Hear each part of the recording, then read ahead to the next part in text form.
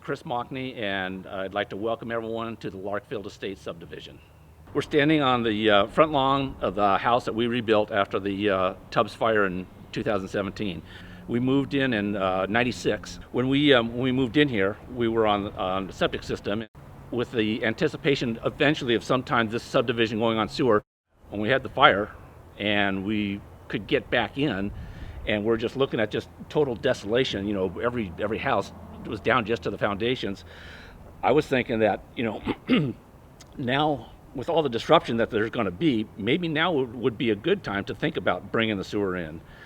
Besides the environmental aspects of the sewer and the financial value of being hooked up to sewer, there's a lot of other things too. For instance, if people wanted to add on to their house, because being on a septic system, you're controlled as to what you can do and how many bedrooms you can have. Essentially, with the rebuild process, people wanted to have the option to maybe expand.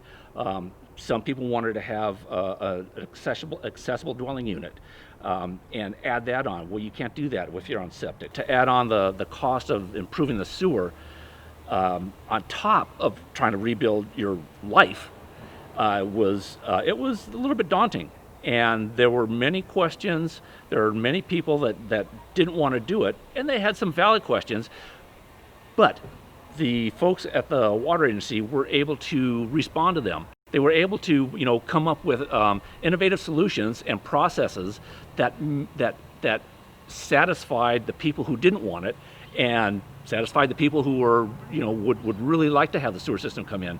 So they worked with the community and like I said, came up with some pretty innovative solutions to make it possible.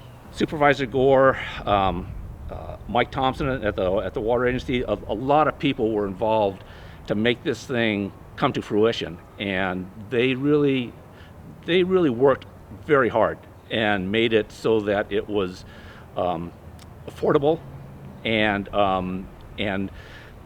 they tried to please everybody, and I think they did a good job of doing that. They streamlined the process, and the staff that they put in the resiliency center was just very cooperative. They worked with you. They actually you know, helped you out. You had a question, they would say, okay, here's what you need to do, you know, get this done and then bring it back to us, and we'll be good. So they were very helpful, and it just feels good that now the sewer's in.